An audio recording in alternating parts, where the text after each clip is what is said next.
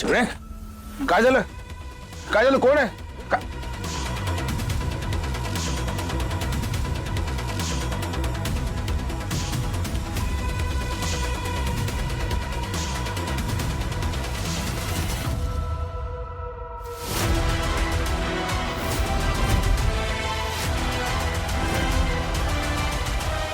कोणी केले सोडवायला?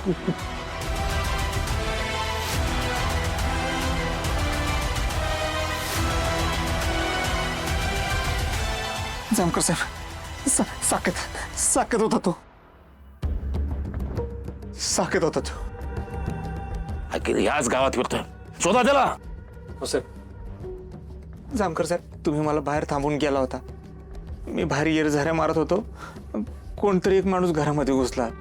मी कोणी बघण्यासाठी आतमध्ये आलो होतो. तो साकेत होता. त्याला माझी चाहूल लागली. तसं त्याने चाकू काढला, लगेच आर्या मॅडमच्या गळ्याला लावला. मला शांत राहण्याशिवाय काही पर्यायच नव्हता माझ्याकडे. बघ, खरं सांगतोय? खरं का हे?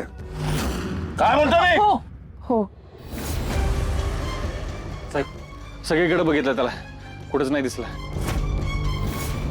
साकेत आज पळवतोय तो.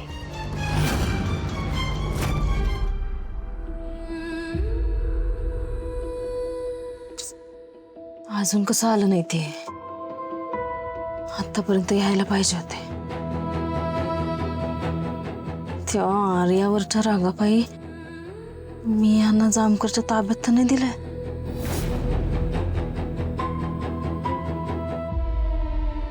त्या जामकरचा लय जीव आहे त्याच्या बहिणीवर. ह्यांच्यावर तिला बघून त्याचं टाळकं हल्लं आणि त्यानं ह्यांना काय केलं तर?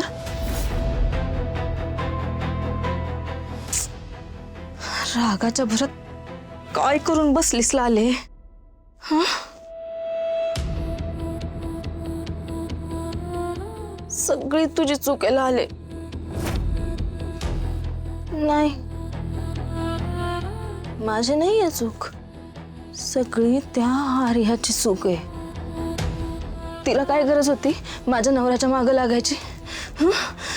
आणि माझ्या नवऱ्याला पण लय बायकांच्या मागं लागू वाटायला लागले.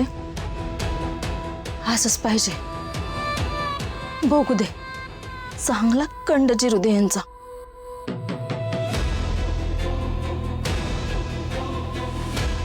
नाही नको. तो जामकर यांचा जीव घ्यायला पण मागं पुढं नाही बघणार. मला बघायला पाहिजे हे नेमकं कशात अडकलेत.